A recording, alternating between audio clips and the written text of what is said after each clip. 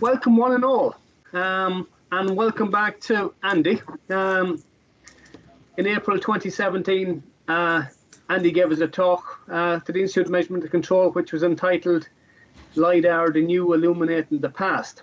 And since then, he's given the same talk to over 11 different organizations. So it's popular. And realizing that some of their organizations might prefer some LIDAR examples focused on their areas of interest, he asked if they had some key areas of interest over which he could check the availability of the LIDAR data and work up some examples if the data existed. What resulted from this were dozens of LIDAR images showing Bronze Age burial mounds, Iron Age hill forts, Roman roads, a Saxon fort on the Thames, medieval holy well, and even an 18th century rifle range. So this second talk will show all of these examples, and it's like progressing from the one from 5 years ago. So it should be fascinating. So over to you, Andy. You all see that title screen then? Yeah, hope you can. Yes. Good. First thing I have to do is apologise for the title. Part 2, the interesting bits. Well, I think you'll be the judge of that, but it is interesting what came out of all this, and I have to say, I expected some of these organisations to have 2 or 3 areas that were of interest to them, and I was happy to do that. But then I went to see Marlow, the Archaeological Society down there, and they were a lovely mob, but they sent me a map with 22 different areas on. And I winced a little bit, but thankfully you'll see some of the examples, and they have some lovely ones. So, and I've sneaked in at the end something which is a bit of a passion of mine at the moment. It's a bit of my obsession, that my wife will tell you. It's about the Battle of Hastings, and so there's some information and some LIDAR over that area too, which might be of interest. So on with the talk, and I hope you're not too bored. So just to recap. The last time we talked about this, LIDAR is simply the scanning of the Earth's surface by a laser device in an aircraft. It's dead simple. And they're essentially, can you see my, you can see my pointer, presumably, I hope you can. But the type of signal you get back, it varies depending on what land you're going over. So if the land's fairly horizontal, you get a simple pulse down and a simple pulse back with a very similar wavelength. If you're on a slope, you get a broader wavelength going back. And if you're in tree areas, you get multiple signals back because you're hitting the top of the tree, undergrowth, and then the ground. And that's shown better on this little image here. That's crucial to give us the 2 types of LIDAR data you'll be seeing tonight, which are the digital surface model and the digital terrain model. And I think I have a slide here, which is one you didn't see before. It was a nice diagram that showed what we're talking about here. As the plane flies over, you will see it sends its laser beam down, and it sort of clips the top of everything. So the red line you see running along the top of all the houses and the trees, that's called the digital surface model. The one below in green is called the digital terrain model. And in that one, where you see trees, like you do here, where you get several returns from the tree, in this instance, the choice is made by the LIDAR processing character to only accept the ground return, the last one, as that goes into the digital terrain model. And things like houses can be identified digitally, and they can be actually removed, and the ground level either side of them is then simply gridded across to leave a sort of a squarish area that you can see, which is very flat. That's where the houses were, but it doesn't half make a difference when you're looking at some of these this data for archaeological purposes. I also have to confess that the last time I did this talk, a lady came up to me afterwards and said, "You must be an expert on this." And I have to say, I don't like the word expert because I'm not. And also, one of my great heroes of a northern raconteur known as Blaster Bates was a demolition man after the war. He did a lot of afternoon speaking and evening speaking, and he hated the word expert as well. And he said you have to take the word expert and separate it into 2 components. X is something that has been, and spurt is a drip under pressure. And I do feel like it's something, I am old, and I do feel like a drip under pressure sometimes. But nevertheless, we'll go on and start with the first bit of the recap, if you like. It's just a couple of slides. The rest are all new. But I wanted to show you this one because it's important to understand the very first example I give, which is from the Oxford Metal Detecting Society. Ridge and furrow was something which is very common all over the country. You can see it, but you can see it beautifully on LIDAR data. You can see it in the landscape, and you can also see it in books like this, which is Rackham's History of the Countryside. And what he showed us in there were these things, after you get all these long furlongs of cultivated strips of land, all the rubble ends up at the ends of them, and it forms these what they call headlands that you can see across here. And those, because they were high ground, people walked along them to get to their furlongs.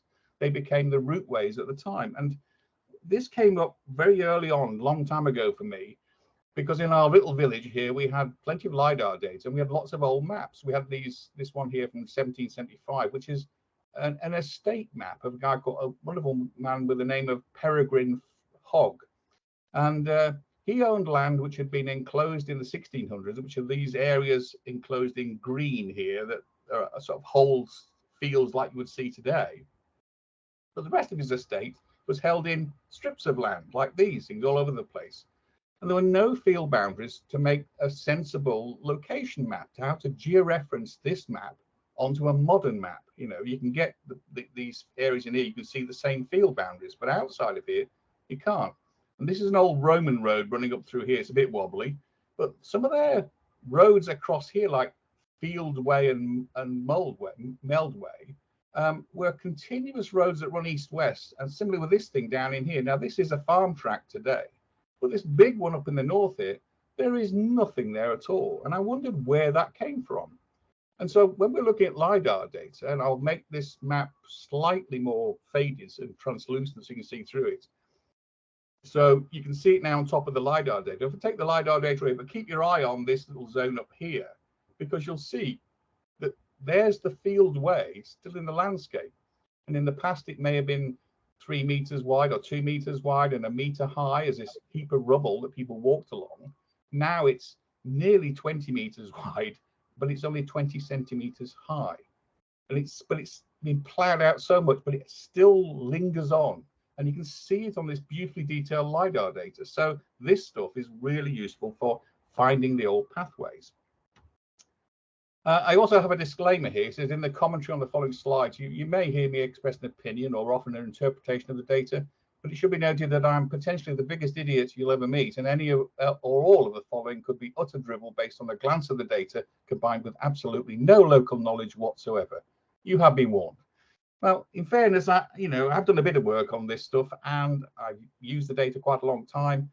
But I did speak to the people when I was doing the talks, and I would chat with them, and then talk to them later as well. And so some of this stuff is actually based on fact, but I will be making some observations here. And I don't know whether they're real or not, but certainly some of the things we found from the LIDAR data have been followed up on by the various organizations that have seen them. So this first one is some fields around Oxford and by the Oxford Blues Metal Detecting Club. And I start with this one because it's potentially the one that I was the most disappointed with. These examples I did for them, I thought, crikey, there's nothing here. But the group was so large, and it had a real mixture of people in it from, a real broad spectrum of humanity was there. And they all had one thing in common. They had an incredible knowledge of the history of things that they were finding. They were incredibly detailed people, and they knew a lot. And they worked together with the small finds centre and the local archaeologists, and they were there that night. And so I had a good chat with them. They had some fantastic things on display.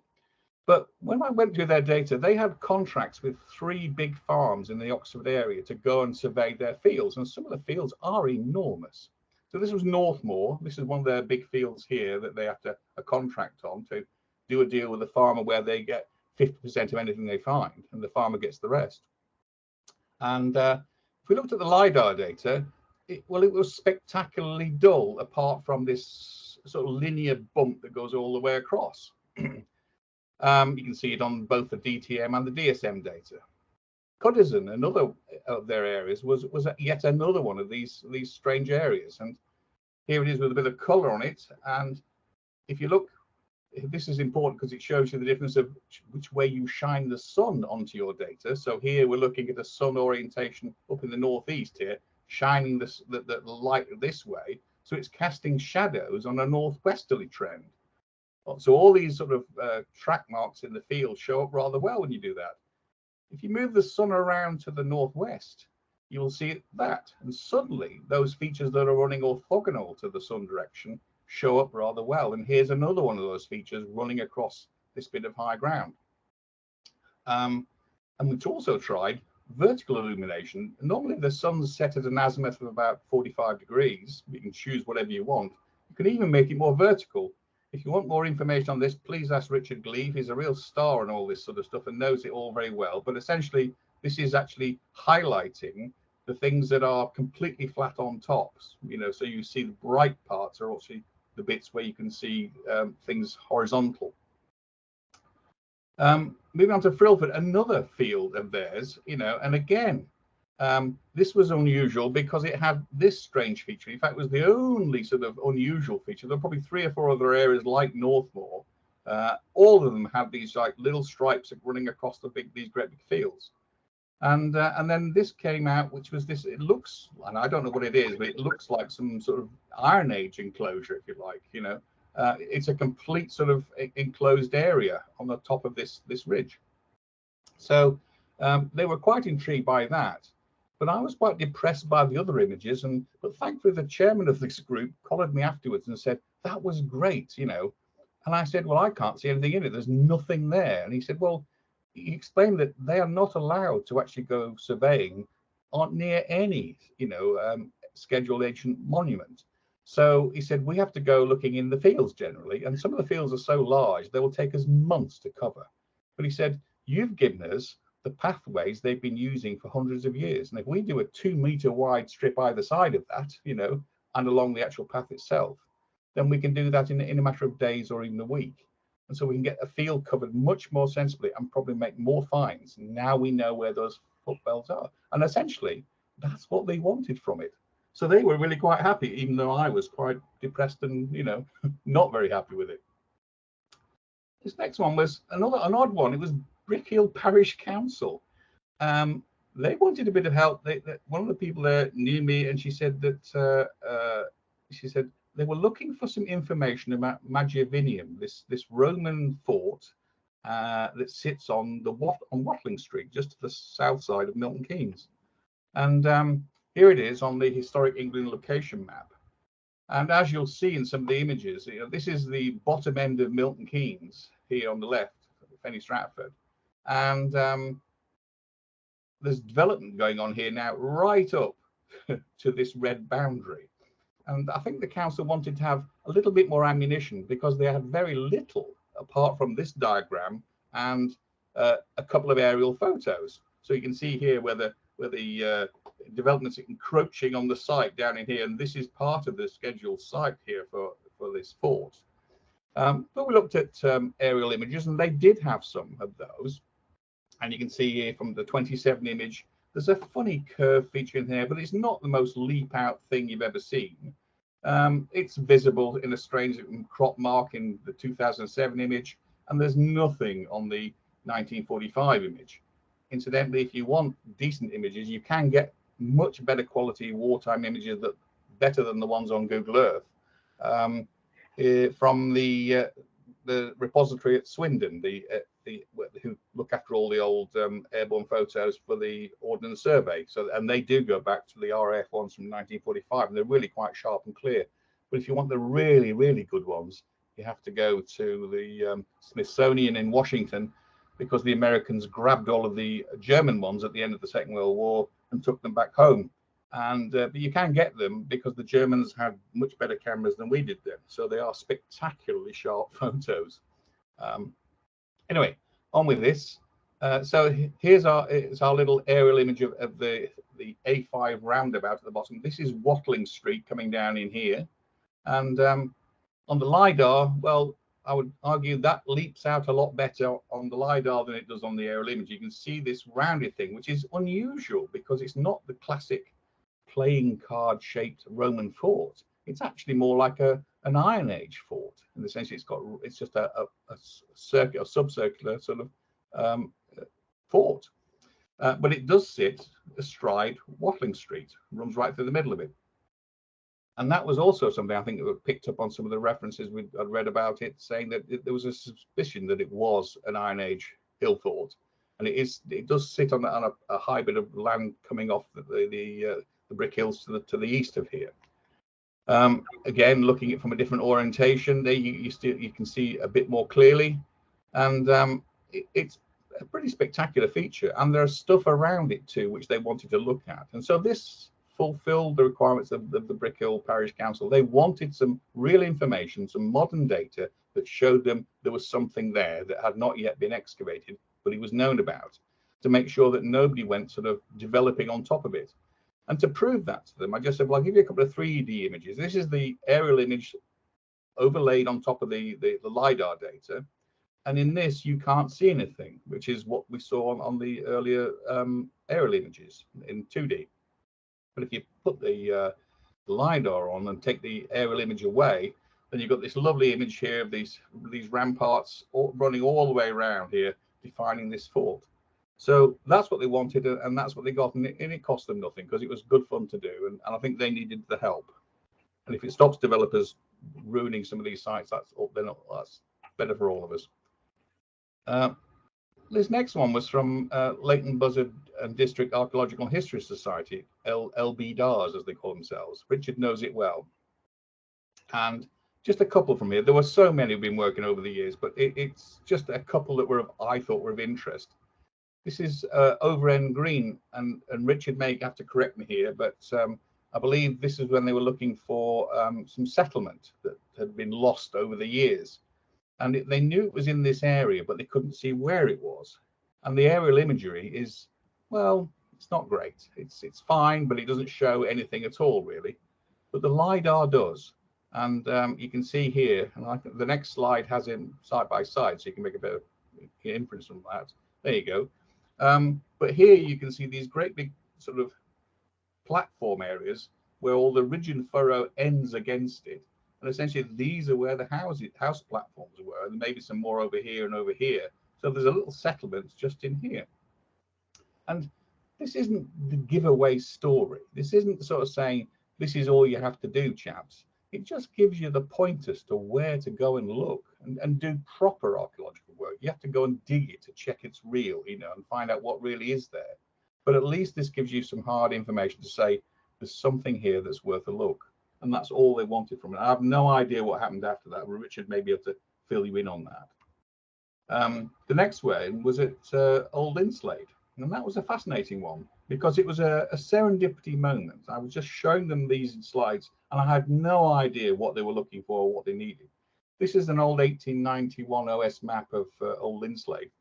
And I put down here the source is the National Library of Scotland, which is a really strange source, but it's where you get all of the old 25-inch Ordnance Survey maps, or the 16, well, the 1-inch maps. There's a whole series of 10-inch maps. There's everything there. It's a fantastic resource to use, and you can have it side by side with modern maps. You can display them out and pan around them.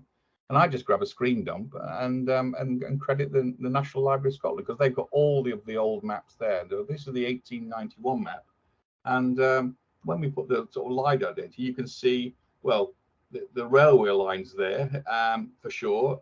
All these big embankments are a result of the railway line work. But out here's this farm, and here's there's a church here as well, which was, just get my bearings. Yes, here is the church. Is this bit here, the graveyard, and there was a talk, I think, on one of the maps. Well, get rid of that one. About a holy well here, and there's a story from 1299 about a vicar that was charging people a fair bit of money to go and get water and drink from the holy well. Now, it seemed like this was a serious con going on because nobody knew why it was a holy well. And eventually the Bishop of Lincoln came across and he shut down the Holy Well and stopped them having all these fairs where this vicar was making a fortune. Now, we don't know whether because the Bishop of Lincoln was disappointed in his man, or whether he wasn't getting his cut from the proceeds. We don't know that. But eventually the whole thing was shut down. And so in 1299, the well was lost. Well, there is a marker on the old maps, and it has a cross up here where this red dot is the top left up here. And you'll see it's kind of in the Grand Union Canal. But when we had the LIDAR data up, we saw something else. We saw a little dint over here. And I've got some images of it a bit later on. But that little dint there was an interesting little spot. And it was clearly a circular depression. And it seemed a bit odd. And we wondered if that's where the well is. And several people in the audience that they wanted to follow up, and they did. And they went and dug the thing. But if I sort of show you on the map where it was, so here's the cross where the original site is, which is in the thing, and here's the dint there where we thought there might be something to go and look at. And that's again what this data is all about, showing you where there's some oddities, some anomalies that you might want to go and investigate if that's what you're looking for. So here it is, and here's the little dint we looked at, this little circle here. And if we sort of pull a profile across it, you see it's not really deep. It's only about 40 centimeters deep, if that, you know, and it's probably what, about 10 meters wide across in here. So it's quite small, but it was full of nettle. Hello. Do I have to answer that? Anyway, so it's an unusual area in itself. And when I think, and Richard again can give you the more details on this, but he said that when it was excavated, now I did go down there to have a look. It was clearly not a well, but it was a waste pit, and they found, I think, stuff from the 1600s in there, so a couple of meters down. So if you want more information on that, please see Richard or go to the LBDAR's website and get the latest report on that site. But now they are back, actually, I know they're back working much nearer the Grand Union Canal, much nearer this red dot now, and seeing what else they can find in that area. This was another one from their Grove area, and they were looking here for you know, how much cultivation went on in the past near the river, and what, you know, how close did they get, and what are some of these strange features that you see in the crop marks, these sort of linear features. And, well, here they are. Well, it's clearly a little hole there. We don't know what that is. Is it a well with a path running to it? We don't know. Somebody's going to go and look at that. But this LIDAR data brought out all this fabulous ridge and furrow, which is still in the landscape. And you can see that with the sort of what was happening to it. They were building these headlands here that come around in the south here, terminating a lot of the ridge and furrow. It was very close to the river. There's the meandering river here. This is the Grand Union Canal again, running down here, the white bit, and then there's this meandering river all over the place. But they were very close to the river on both sides. Again, so it was for a slightly wider project than just a detailed archaeological survey. But that's what this data is good for, because there's so much of it. And one thing I mustn't forget to tell you is that one of the projects I worked on, there was no data coverage in 2015 or 2016. But by 2020, the whole area had been covered. So if you find there's something missing in your area, don't worry. Just give it 6 months or a year. They're updating it all the time. And it's amazing how much stuff is now appearing that gives you almost complete coverage. And that's what the aim is to do, is to give you complete coverage of the UK and Wales and Scotland as well. This is another one from Southcott, but this was slightly different, as I understand. This was looking for, again, another of these lost settlements, and it was meant to be in this area somewhere. So that's where they suspected it was, and sure enough, the LIDAR data brought out this.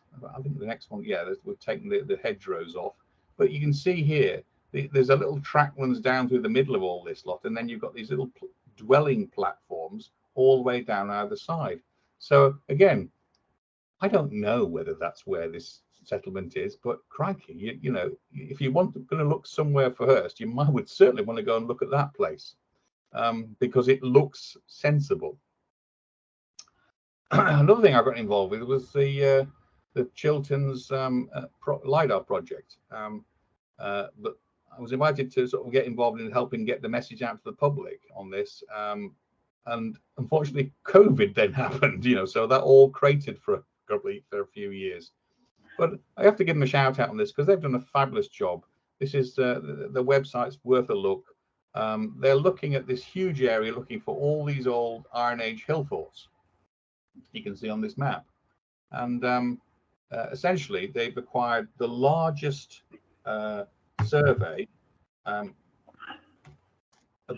in Britain, and it's 25 centimeter resolution. It's not the normal sort of 1 or 2 meter resolution. It's 25 centimeter. So you've got a topographic point every 25 centimeters across the ground. So it's an enormous data set. They haven't fully released it yet, but you can have a play around with it on their website. And this blue area is the area that it covers. And you can see it on their website. You can zoom in and change the colors, look at it with Ordnance Survey maps. There's a lot you can do and play around with it. You can make things transparent and then see what goes on underneath. It's a really lovely data set to play around with. If you do any projects in that huge area of the Chilterns, this is clearly the data set to have, because it's, as I say, it's 25 centimeters. It's the highest resolution you can get from LIDAR. And what they're looking for are these hill forts. The wise among you will instantly recognize Danesborough Camp near Woburn, and it's Amptill Way, I suppose. No, not Amptill. It doesn't matter. It's round that way, Woburn Way. Here you'll see it because it's so clear to see from the aerial image. It's just a bunch of trees, really. But if you display the LIDAR data, this is the DSM, the surface model with the trees and hedgerows in. And if you take all those away, and suddenly things like hill forts really leap out at you. You can't miss those things. That's high ground, red's high, blue's low, but you've got this lovely bit of high ground here with big ramparts all around it, and they're not always easy to see. The ones on the south side, when you're walking there, they are very easy to spot. The ones on the north side are not, and some of the ones running on the other edges too, a bit difficult to see. They're all overgrown. It's very hard to see exactly where they go. So when you look at it in 3D, you can see it's really a spectacular hill fort, and they're all over the place. And several, I think, have been found with this new data, and a lot of other things as well, like general anomalies. What on earth is that strange-looking feature in the landscape? And people then can go and have a look at it properly before it gets built up on. On to Marlow. This was the one where I told you they did a huge amount of work. All over the place, and I've just picked a couple of examples from them, 2 or 3, I think, just to show you the sort of things that they were looking for, and how it came out. And I couldn't resist at first when I showed them this, because this is Cliveden, right next door to them. I hope I pronounced that correctly. But this is the digital surface model on the left with the trees, and on the right is the digital terrain model without the trees and shrubbery. But in both these, you can see the phenomenal detail. In fact, on the left-hand one, you can see Cliveden House itself with the 2 chimney stacks. And essentially, if you look at the aerial image from the exact same area, you can see is the gardens here, all beautifully laid out. And it's a spectacular data set. It really is. And I knew I'd put this up for a reason, which I nearly forgot, was to remind you that when you go looking for the LIDAR data now on the DEFRA data portal, some of the things you'll see listed there are also, there's lots of extra data there now, and one of them is bathymetry data, and they have surveyed quite a few rivers with detailed bathymetry surveys, and the Thames is one of them. So you can pull that down as well, because if it was LIDAR data, this would be a flat surface here where the LIDAR return has come back from the river surface, and it's often broken up and a bit noisy. But this actually has the bathymetry data, and so in that case, you can load that in as well on top of this and see what the river's like beneath the water. So, these days you can make some pretty spectacular images from all the free data that's out there. This is a Google Earth image from 2010 of the Cookham area, and essentially this is the big promontory where the Thames wraps around through here. And this was one of their key areas of interest, not the golf course to the south, you know, although some of them might want to play there. It was this big patch of land in here, this sort of Cookham Marsh area, sort of out here. And so I looked at a whole series of different images through time, and they all looked fairly similar, apart from the missing golf course on some of the earlier ones. But again, the LIDAR showed up some things that they were quite interested by. Now, you can actually see the different bunkers in the golf course to the south here, but it was the stuff in the middle, like these strange features in here. These were all Bronze Age burial mounds. And intriguingly, when we went back to the maps, on Cock Marsh is called, in 1899, they had just one tumulus identified. And this strange thing, which was a rifle range here, heading towards the embankment over here. And that's caught my eye. And I wondered, well, you know, is there anything to learn from that? Well, by 1912, they've got 3 tumuli identified. I hope that's the correct plural, by the way. I think it is. But they've got 3 of these now on their map from 1912. So I went back to the rifle range, and sure enough, when we zoomed in, this is where their butts were that they were shooting at. So to metal detectorists, they say, well, why wouldn't you go there and have a look for very early rifle bullets and musket bullets, anything else you'll find, because it'll all still be in there somewhere, because they will not have extracted them all. So essentially, it's giving you a focus for a bit of metal detecting, which was, again, a useful thing for them to do. And somebody we know there who had a metal detector was quite keen to go and give it a shot, see what they could find. Sorry, I shouldn't have used the word shot in terms of a rifle range, should I really? But never mind. By 1933, there were, well, 1, 2, 3, 4, 5, 6 tumuli identified on the Ordnance Survey maps. But were there any more? Well, again, pull up the LIDAR data, and we zoom into this area and put the color range across this big blue zone in here, then that's what you see.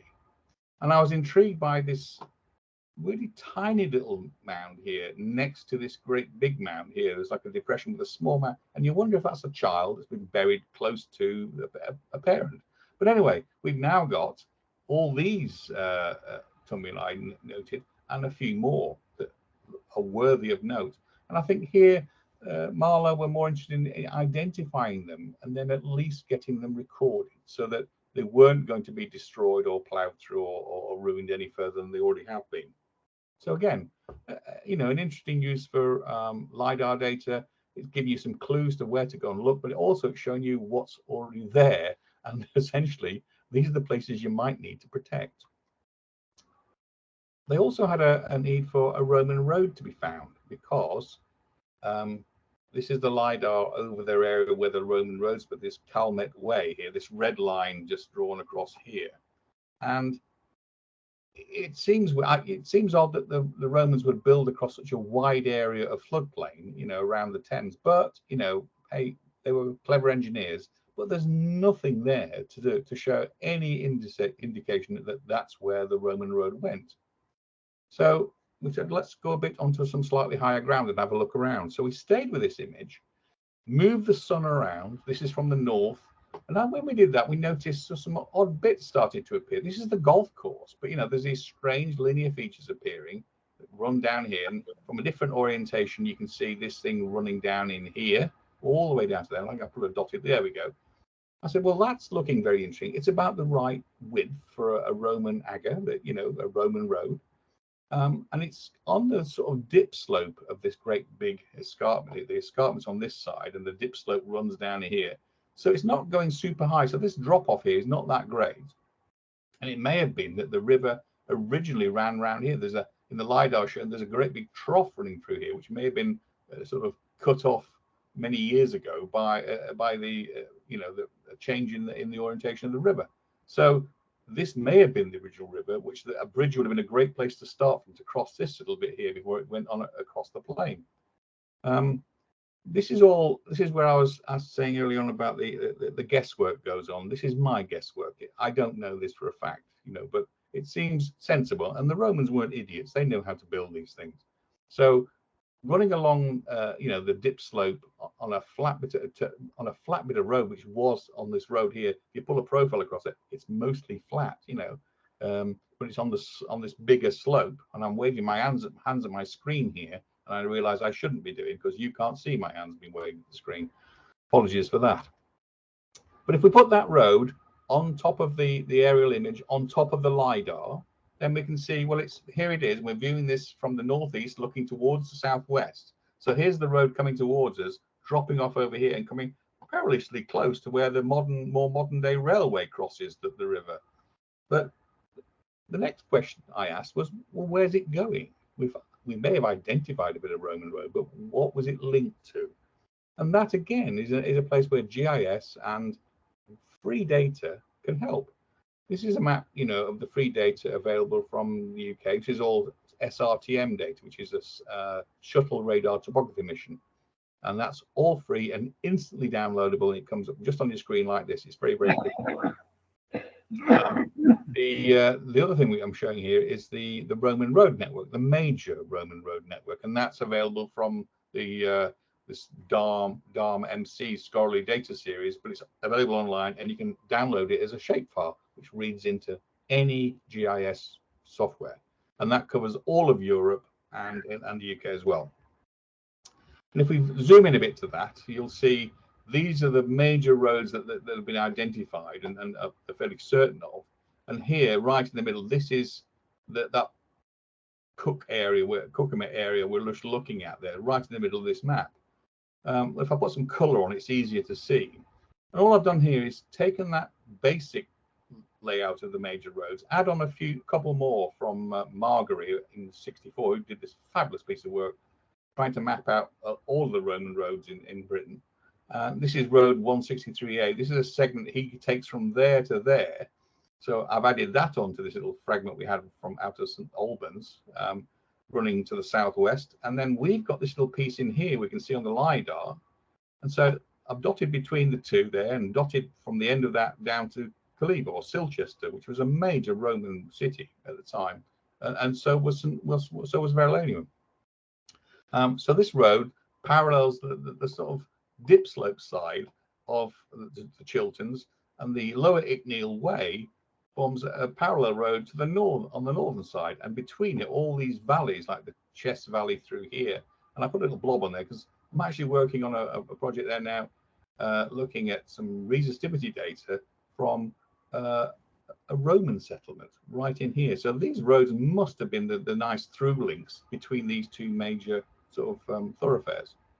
So this was trying to attempt for Marlow to put this little fragment of road into a wider context. And again, these data sets just allow you to do that so beautifully in a way. You can really make sense of it all and link it into the wider landscape. And there was the same thing in a 3D view, which probably makes it a bit easier to see. You can see the meandering Thames here running all the way through here, but here's where that Roman road goes. And it makes sense of what we've just said. And so it's not proving that's a Roman road, but it's giving it some context and saying it's probably a bit likely that there's something there. And if it's been preserved on a golf course, then all the better. The last one from them was the Saxon Fort. Well, they did lots more than this, but the Saxon Fort one was an interesting one because it covered an area which there were 2 or 3 other areas they were interested in. And this is it. This was allegedly one of Alfred's Saxon forts to protect against the Vikings who were making their way up the Thames and ransacking any areas of Wessex. So they built a fort here to protect them, but nobody knows where it is. And now there are several bits here. Here's the main River Thames coming down, and suddenly at this point it splits into 3. One bit goes around to the north here, another one comes through the middle, so they're the 2 main branches, and there's an even smaller one that wiggles its way through to the south here. And on top of that, we've got this canal that was built in 1830 to allow locks to be put in so that boats could make their way up the Thames, with impunity. So that's another extra thing that was built much, much later. So when we had a look at the LIDAR data in this area, now you can see in this area here, it's a big open area. There's not a lot going on. There's not really much in the way of, of marking in any of this stuff either. Certainly not down here or in any of these other fields. But when you bring the LIDAR data, that's the DSM LIDAR. That's the one with the trees in it. So it's best, again, let's just take that off and just leave ourselves with the treeless version, the shaved version. And well, I'll start down in here because they just looked at these maps for quite a while. And that little square thing down here in the bottom left hand corner, near to the scale bar, that was unknown. Now, nobody had any idea what that little feature was, nor did they know about this strange thing here. There's a little patch of land here. You see it's slightly higher than the stuff around. So it's a little high point. Now, there were things here they knew about. This thing down in here, they had no idea what that was, but it's clearly some substantial building was there. And they were quite intrigued by this curving thing here. What on earth is that? And is there one on the other side as well? Is there something really quite interesting underneath all that? But the one thing you couldn't miss was this strange thing up here. Again, on the highest bit of land, it's not stand out high. It's just it's just raised above the floodplain. So it's a dry area, if you like. And sure enough, there was this strange feature in here. Now I said, well, if you wanted to look for a fort here, would you not go and look at that at least fairly early on and go and check it out? And when we had a quick look at the in detail of this, we pulled a couple of profiles across it to show you what it is, because on the aerial imagery, you can see there's a footpath across here. You know, when you get close in, you can see it. So you kind of wonder, well, is that the footpath that's causing that? And the answer is, well, no, it's not, because you can prove that with the LIDAR data. So if we take a couple of profiles here, so I just pulled one across A and B and C and D. So here's A and B, and you can see as we cross this area here, cross this strange looking feature in the middle here, it's a rampart with a small ditch on the outside. And that rampart is only, what, half a meter high now, if that, you know, it's 50 centimeters, so tiny in the great scheme of things, but enough left, if you like, after what, more than 1,000 years, perhaps, being on a floodplain in the river. Also, when we actually looked where the path was, it's here on both these images, or both these profiles. The path is just that little bit there. So that's how much humanity has worn down the old rampart in the last 1,000 years by walking on it. It's that little tiny bit there. The rampart is still preserved, and it's not stand out, but you see it so clearly on the LIDAR data. And similarly, here we've got the CD profile, which is the same thing. Here's the path again. Here's the rain rampart with a low sort of trophy bit to the north, on the outside. Sorry, to the east here. So again, it's clearly an enclosed area with ramparts and ditches. You know, and if you wanted to find a defensible area in this area of the Thames that might have worked, because it sits right between the two main tributaries of the Thames is split into, sorry, the two main channels, if you like, that the Thames is split into this area, then, you know, this must be a contender. And in fact, I think we looked at one last bit and said, well, you know, if you try and ignore the 1800s canal, then essentially you might have something this size, 1.65 hectares, which is a nice size for a fort. And I think, I don't know what Marlow are doing with this now, but I'm sure this one really did grab their attention, and I haven't followed up with them since, but I know they were quite keen to go and have a look at this, and it was the most standout thing we had in that area. So I'm going to wrap up now with a few slides, not from a talk. These are ones I've been working on recently, very recently. In fact, you know, well, yesterday, in fact, was some of it. This came about, I was reading about the Battle of Bosworth, and the Bosworth visitor site was going to be revamped and rebuilt in a more flashy, modern style. But somebody raised the issue that, well, it's not anywhere near the battlefield. And 20 years of work with my metal detectors have shown now that the battlefield itself is much further south, by a couple of kilometers further south of where history so far relates that it took place. And certainly it's a long way from the visitor center, which is a bit embarrassing really for the owners of the visitor center. But nevertheless, I just found it intriguing that we all have this received wisdom that, you know, that certain big things are well known, and somebody defined them maybe in Victorian times and said this is where the battle was, and very rarely are these things challenged. Well, I thought very rarely, but then I found out as I was researching this little thing at Bosworth, I realized there was another series of YouTube videos were linked in there to a guy called Nick Austin, who for the last 20 years has been arguing that the Battle of Hastings didn't occur at Battle Abbey or on the fields just to the south of it. And I think quite a few academics now, certainly some Cambridge academics, are now saying this man has some good ideas. It may be, you know, he's maybe done it in a fairly amateurish way, as we all do. I include myself in that. But still, he's had some really good ideas, and he's tried hard to go back to the original sources, not just one book, but all of them, and say, what can we glean from all these, and what can we find in the landscape now that actually works with this area? So in essence, he's put this onto a book here, and it's a really interesting read. I'm partway through it. I haven't finished it yet. So, and I haven't sent him the slides that I'm going to show you. And I've done some really pretty ones of those on his own format for him. But I'm showing you probably 2 or 3 different examples just to show you the sort of thing that's coming out from the LIDAR data, because it is interesting. And essentially, this is a lovely aerial image of the south coast here. Battle Abbey and the battlefield is right up here underneath this fuzzy bit of cloud, funnily enough, but it's right there. Crowhurst is here, further down this railway line, and Hastings and Bexhill are on the south coast. And the original story was that, of course, well, the Normans landed at Pevensey, some great distance to the west of here, and marched all the way along the coast, and then came up to Battle Abbey and did battle there. Well, again, I think Austin's argued from the records that Pevensey may not have been Pevensey Castle. You know, Pevensey may have been, as it's described in some texts, as an area. You know, it's a general area. It's, you know, like a fiefdom, if you like. It's something that's controlled by some people over a large area, and it's a lot bigger place than just a small town with a castle. So he also had another point, in essentially, if I summarize in this slide what he's saying the battle didn't happen here at the top here at Battle Abbey in the field to the south of it. What he's saying is that King Harold's Saxon camp was up here. The battlefield site runs down all the way down through here, and I'll show you that in more detail in a minute, right next to Crowhurst.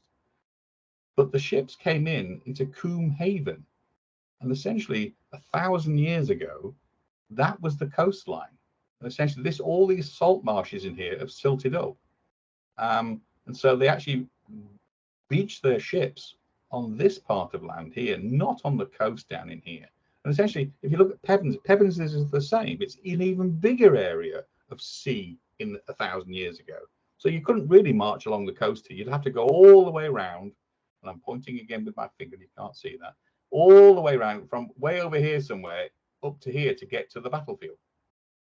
Well, some work I found just recently from the Hamble Estuary shows that the sedimentation rates that have been done in great detail with a lot of coring on the Hamble Estuary, certainly on the salt marshes on the landward side, you know, really close to the main highland. They came up with figures of 4 to 5 millimeters per year of sedimentation fill. So what was once sea has slowly been filled up. And if you translate that into over the 1,000 years, how much that means, it's between 4 and 5 meters of infill over those years. So suddenly now, this whole area outlined in white was underwater at the time of the Battle of Hastings. So I thought, well, that's an area where, you know, if we look at, I think it was, that's where the battlefield is on that oval there. But if we look at a diagram that Nick Austin put together several years ago, he did this from Ordnance Survey maps. And I think from the LIDAR we've got over this area, you can do a much better job. So I just thought, well, I'll do that and show it to him and send it to him. So here's the present day land surface. And I've had to take out a railway line out of here because that was built in the 1800s and it's on a great big embankment here, which would stop any of the sea getting in now. But essentially, if you remove that embankment through there, and then you can see what happens if you lift the sea up. And essentially, that's all we're doing in GIS. We're just simply saying, where is the sea? It's the same as saying, well, can we excavate 5 meters of this stuff out of here? You don't need to do that. You just say, well, what if the sea level was 5 meters higher? We'll see at least where the coastline was then. And that's all we've done here. So by doing that one button press, we've got 4 meters of water there. And if we say, well, maybe it was 5, we'll look at both the entire range of value that it could be from based on the Hamble work. And that's where the 5 meter might be. So this is a broad, nice, shallow water, sheltered area, which would have been ideal to beach some of those long wooden boats on, all through here. And essentially, I think Nick Austin had drawn up a nice diagram, which I just then georeferenced and superimposed on top of the LIDAR data. So you can see this is his diagram here showing where all the Norman invasion landings occurred, where these arrows were on these beaches here. They built a lower fort from wood, which is poorly, well, no preservation of that left, but there's a strange sort of outline here in the landscape. And essentially, the evidence for the wood building is in the Bayeux Tapestry. But then they moved to a much more fortified area here they call the Upper Fort. And the LIDAR evidence for that is quite astounding, really. And I'll show you that in a moment. So this is his landing site. And quickly, there's lots more in between on this, but I can't, we'll be here for hours if I show you all the stuff we've done so far. But this is his battlefield area, which runs from down here, and the landing sites are just to the south of here. It's quite, you know, it's a few hours, an hour's march or something to get to this point here. And it runs all the way up here, and that's an elevation from down here to the top is about just over 100 meters. So it's a long, hard slog up a big hill. And that's probably why the battle is reported to have taken 9 hours. It was a bit of a slog. And the Saxons had prepared well. They had, you know, at least 3 defense lines all the way up to this feature here. And if you look at this sort of map, you say, well, if this is the battlefield and this was all open at the time, well, isn't it nice to have a bit of woodland either side? You know, it makes the thing people can go and hide there. Well, what's interesting is the Normans call those Malphos, or Devil's Ditch. The reason being was that they're not nice bits of woodland. If you look at the LIDAR data, this aerial image superimposed on the LIDAR data, you'll see they're whacking great ravines. They're very deep. You know, they're quite horrendous structures. And the weird thing is that the Normans described the battlefield. They said there were Malphos on both sides of the battlefield, in the lower part of the battlefield, which is here, according to Nick Austin. And sure enough, we've got these ravines either side on here. But he said on the middle and northern parts, they only had the Malphos on the eastern side, which is this great big thing running through here. And it runs all the way up to where the Saxon camp was. And so it's a nice fit with the text from the time, you know, which is, and it's interesting, there are no Malphos structures at all anywhere near Battle Abbey. So already Nick's arguments and some of his evidence he has, it may not be right. There may be another place where the same thing fits just around this area. But this is such a lovely one. And there is a very old abbey on the battlefield site, which is very old and in quite a decrepit state, which he argues could well be the one that was promised by William the Conqueror to be built on the battlefield site. A bit more. There's the same thing on the LIDAR. You can see here this great big ravine in here and running all the way up the eastern side of the battlefield. They call these things Malphos because the Norman knights on horseback would chase Saxons on foot. You know, they didn't really have a cavalry at all, but it's chase them on foot. And the Saxons knew the pathways through these great big ravines. The Normans did not, so they would chase them and think we're going into woodland here, and then suddenly realize we're in an awful big, deep ravine with very steep sides. And they would be then lose their footing. The horses they would go over, and they'd go with them. And essentially, all of the knights that went, the Normans that went into these areas, were hacked to death. So the Normans stayed clear, and they realized that they were really channeled within these 2 great ravines. So the whole battlefield was one big long corridor going uphill for a long way, which is why it was such a slog.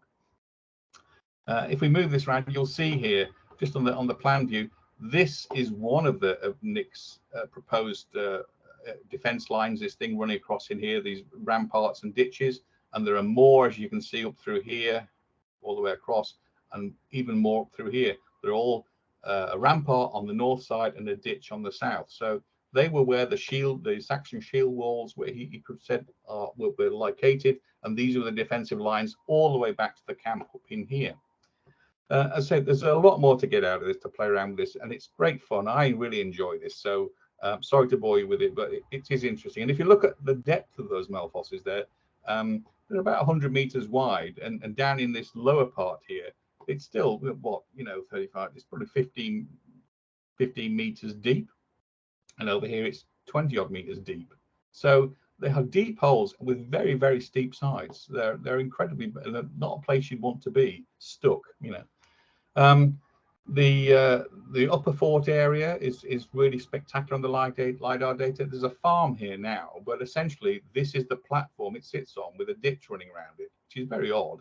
If you look at that in 3D from the west, you can see it here. It's this strange feature, and even more stuff running around the side here into a very deep hole here against this bit of high ground, which is looking straight down to where the Normans were coming from, they were coming from this side on the right here. They were coming up the hill. One last thing I found, well, there's many more, but this is just one last thing of interest to show you, and then we'll call it a day, which should be just smack on time for an hour, and so nobody should be moaning at me too much.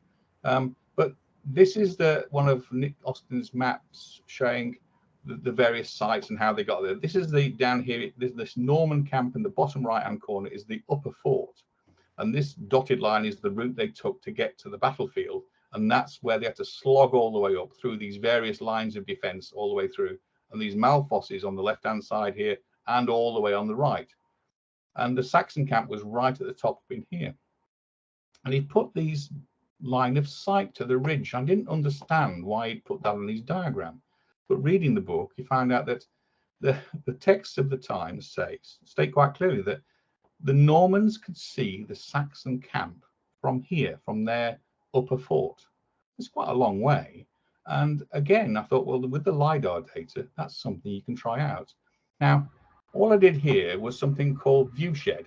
It's a tool within most GIS packages that is really used to determine if you put a transmitter at a certain point, at a certain height, and you transmitted a signal, where in the landscape would receive that by line of sight, and you could say, well, the receiver has to be this high and the transmitter has to be this high. But I thought, well, actually, if you made the transmitter a Norman soldier 1.6 meters high, and then said, what could he see from his little camp down in here, this is the sort of the Coombe Haven, the sea bit. Here's their upper fort area. So what can he see from the upper fort? And essentially, I just defined this arc here, this great big sort of wedge here, which is shown by the yellow line, dotted yellow lines. So I wanted to know, could you see any part of the battlefield, which is essentially all this stuff from here, all the way to the top to the Saxon camp? So it's a great big strip through here. What parts could you see from the camp down at the bottom? And what ViewShed does, it calculates from the LIDAR data what things are visible from that point and at that height in that wedge of viewing area.